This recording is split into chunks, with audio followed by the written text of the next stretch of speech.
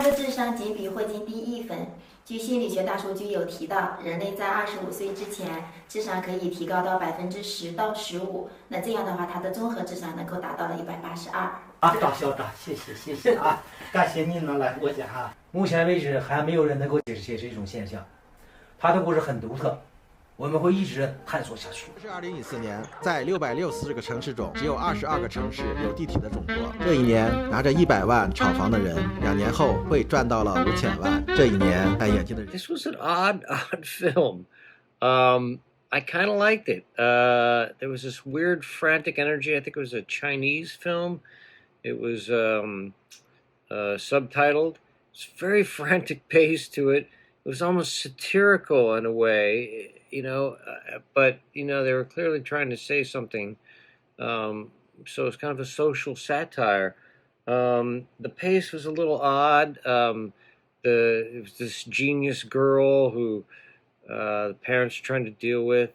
But I'd never seen anything, the tone and the pace and the thing, I'd never quite seen something in this sort of style before. So it kind of worked for me, and it was definitely interesting and engaging to me. Yeah, it was quirky and fun and kind of strange, but it seemed to be an interesting study in the phenomenon of the what do you call it, the child king queen, the center of the universe of their parents.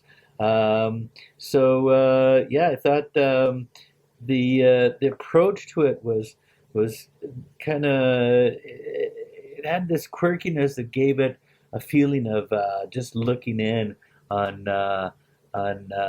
real like documentary footage, which I thought was fascinating and very well accomplished. Short about a Chinese girl who was recorded to have an incredibly high IQ. Fascinating interviews from different people discussing her story. Particularly interesting was the fact that she seemed to have a strong reaction to tigers and what that means. Lots of great footage of her working at schoolwork and of her proud parents. The narrator was excellent at recounting the story in a sympathetic tone, and the use of lively jazz music at times helped to make the narrative move along. I thought this was a fascinating story, told in really an interesting, punchy kind of way. That's mostly thanks to the editing, which I thought they did a great job with. It really helps carry this already interesting story forward in a just fascinating kind of way. It's just remarkable. I think we're all at some level kind of immediately interested in learning about such a talented and smart young youth, and this just had this real good mix of sort of like homebrew video mixed with sort of almost documentary style approach. Just really thoroughly interesting and worth checking out. I thought the editing kept the film super dynamic, and I kind of liked the voiceovers, and just the whole thing kind of just captured the whirlwind of this little girl's life and the life that she's living. I loved the ending, the way it ended with the title of the film. It kind of made everything come together super well.